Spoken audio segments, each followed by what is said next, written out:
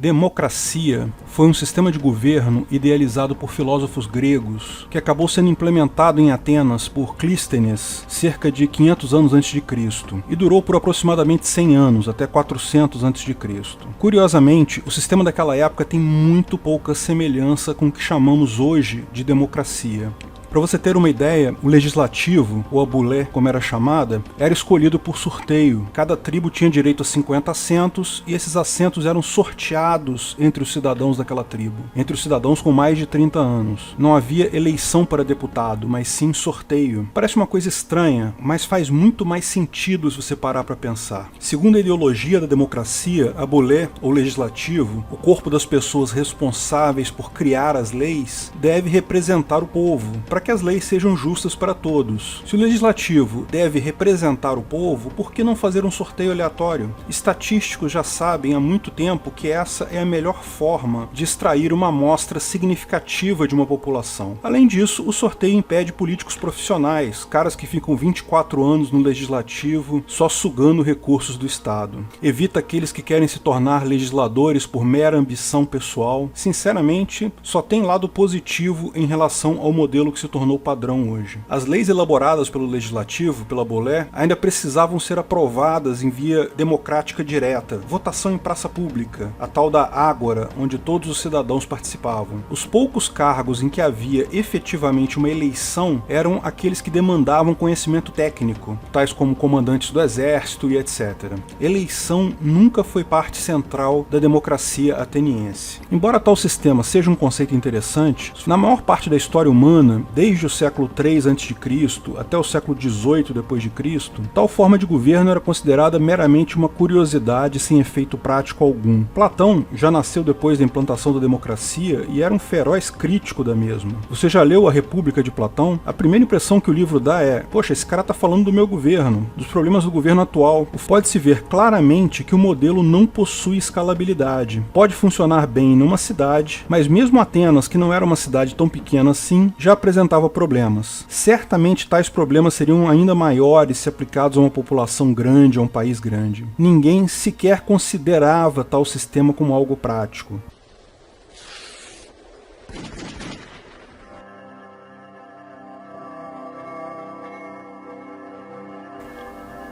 Afinal, democracia funciona?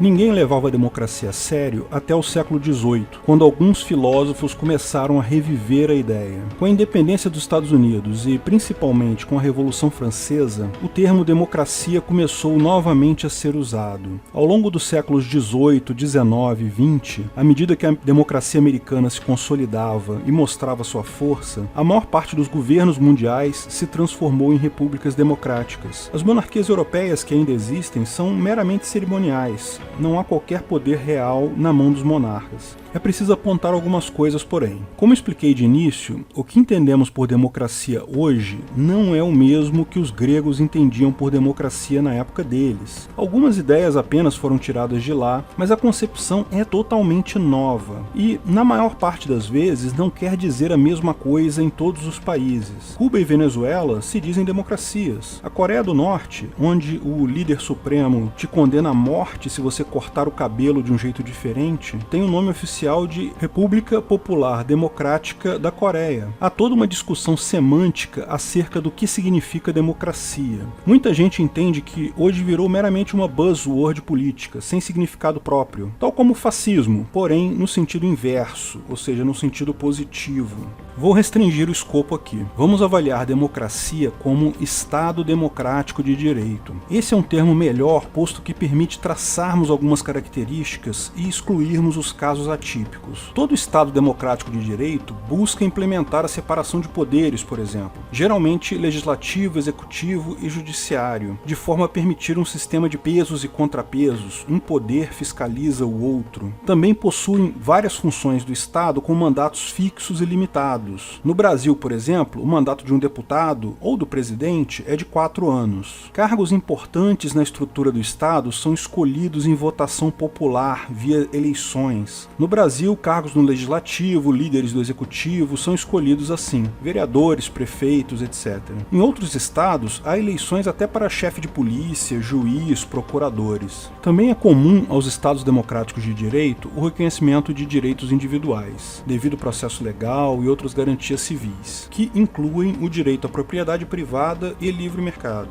Só um parênteses aqui, tais definições reconhecidas pelo Estado não são as definições corretas desses termos, como já explicamos em outros vídeos. Esses estados garantem apenas a propriedade sancionada pelo governo e o mercado dentro dos padrões regulatórios definidos pelo governo, o que é muito diferente de propriedade privada e livre mercado. Embora todas as democracias reconheçam esses princípios, mesmo entre os estados democráticos de direito, há grande variação na implementação e eficácia de cada um deles. E repare uma coisa, praticamente todos esses itens que compõem o Estado democrático de direito já existiam em maior ou menor grau em monarquias não absolutistas ocidentais. Separação de poderes já era uma realidade na Inglaterra desde a Magna Carta. Direitos individuais já eram reconhecidos desde a Roma Antiga, embora sim tenham passado por evolução constante nesse meio tempo. Devido ao processo legal também já existe desde o fim da Idade Média. Na verdade, a característica central que diferencia o Estado democrático de direito das monarquias não absolutistas é o chefe de governo ser eleito e possuir mandato fixo. Afinal, monarquias possuem uma falha básica: genética não garante competência. Mesmo um bom rei, como foi o Pedro II, nosso imperador, pode ter um filho que se tornará um péssimo rei, e não há nada que se possa fazer para evitar anos e anos de governo incompetente nesse caso. Esse ponto se resolve com mandatos definidos. Se um mau governante subir ao poder, ele pode ser retirado ao final do seu mandato, sempre algo ruim, mas é melhor isso do que esperar o cara morrer para poder substituí-lo. A partir da Segunda Grande Guerra, a democracia, ou o Estado democrático de direito, passou a ser o padrão de governos no mundo todo. Com isso, governante com mandato fixo passou a ser o padrão, trazendo prosperidade e riqueza para o mundo todo. Democracia certamente funciona então, né? Bom, não é bem assim. Como Hoppe explica no seu livro, Democracia, o Deus que Falhou, o sistema de fato não resolve o problema que se propõe a resolver e ainda introduz novos problemas. Não resolve o problema do mau governante porque, se genética não garante capacidade, eleição também não garante. O fato de podermos votar um novo governante não garante absolutamente que esse mesmo será um bom governante. São comuns situações em que um péssimo governante, um péssimo presidente, é substituído por outro ainda pior. Mas, além de não resolver o problema, ele introduz um outro problema. Introduz o problema relativo à preferência temporal. Quando um governante assume sabendo que vai ficar só por X anos, é interesse dele aproveitar ao máximo esse período. Um monarca, por outro lado, não vai ficar fazendo dívidas astronômicas porque sabe que um dia ele ou um filho dele vai ter que lidar com essa dívida. O presidente não. Se ele conseguir empurrar o problema pelos anos do mandato dele, o próximo presidente que se vire. Aumenta muito o incentivo para um governante ser irresponsável, gastar mais do que pode, aumentar absurdamente a dívida do país. E é isso que se observa em todas essas democracias ocidentais. Países que, se fossem empresas, estariam quebradas, sob qualquer critério. Isso distorce completamente a preferência temporal e causa danos de longo prazo na economia. E lembra, democracia não é algo testado e aprovado que existe desde o tempo dos gregos. O nome vem de lá, mas o conceito de democracia que temos hoje é absolutamente recente. Não tem mais de 200 anos de idade. Nós estamos vivendo uma experiência. Nada garante que isso realmente funcione. Existe, de fato, evidências de que não funciona absolutamente, porque não apenas não temos a correção para o problema do surgimento do mau governante, eleições são ainda piores do que genética nesse ponto, como também temos agora o problema de que todo novo governante é incentivado a ser um mau governante, a gastar mais do que pode. Esse é o ponto central colocado por Hoppe. Uma sociedade tem que funcionar com base em incentivos. Os incentivos têm que estar nos lugares certos. Coisas como fiscalização, pesos e contrapesos, eleições, não resolvem nada. Um mau governante vai usar tudo isso a seu favor. E essa é a beleza da sociedade de leis privadas. Falo mais sobre esse tema no vídeo O que é uma sociedade de leis privadas. Ela permite substituir todos esses sistemas, monarquia, democracia, república, por um sistema que tem os incentivos no lugar certo, substituir o controle a posteriori pelo incentivo a priori. Lógico, nada vai impedir que o board da sua empresa de segurança privada escolha um CEO ruim, mas nesse caso, tudo que você precisa fazer é encerrar o seu contrato com eles e contratar outra empresa. Esse é o melhor tipo de governo, aquele que você adquire no mercado e pode trocar sempre que não estiver satisfeito. Nada impede de existirem empresas de segurança monárquicas, cujo cargo de CEO passa de pai para filho, como as regras da monarquia britânica, ou empresas de segurança democráticas por sorteio, como na Grécia Antiga, ou pode haver uma empresa de segurança que implemente o Estado Democrático de Direito, como temos hoje. O próprio governo brasileiro pode virar uma empresa de segurança. Tudo o que é preciso é que você possa comprar segurança e leis do governo que quiser, sem precisar mudar da sua casa. Todos os governos vão passar a ter um enorme incentivo para prover bons serviços por preços adequados. E se não cumprirem, é só você mudar de empresa. Empresas que não conseguem um mínimo de qualidade vão à falência. Simples assim. Democracia é a pior forma de governo, com exceção de todas as outras. É uma frase do Churchill, um democrata, que é repetida de forma orgulhosa por outros democratas. O correto seria: democracia é a pior forma de governo. Ponto final. Se você gostou do vídeo, não esqueça de curtir e compartilhar.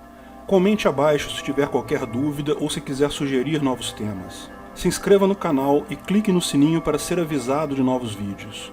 Lançamos vídeos novos todas as sextas-feiras, eventualmente algum vídeo extra durante a semana. Agradecemos a todos os nossos patrocinadores, principalmente nossos patrocinadores VIPs: areanobre.com.br, Bob Dias, Bruno Brinatti, Cláudio Góes, Délcio de Castro Júnior, Keller, Fabrício Biasotto, Gabriel Carres, Igor Vilela Bastos, Matheus Azevedo, Matheus Carvalho Silva, Matheus Nardi, Onias Vieira Júnior, Raul Batista, Rafael Andrade, Rodrigo Andolfato, Sérgio Leonardo, Thiago Abreu, Washington Matos Poloto. Se quiser contribuir com o canal, ajudar na divulgação do anarcocapitalismo, veja na descrição do vídeo de que formas você pode fazer isso.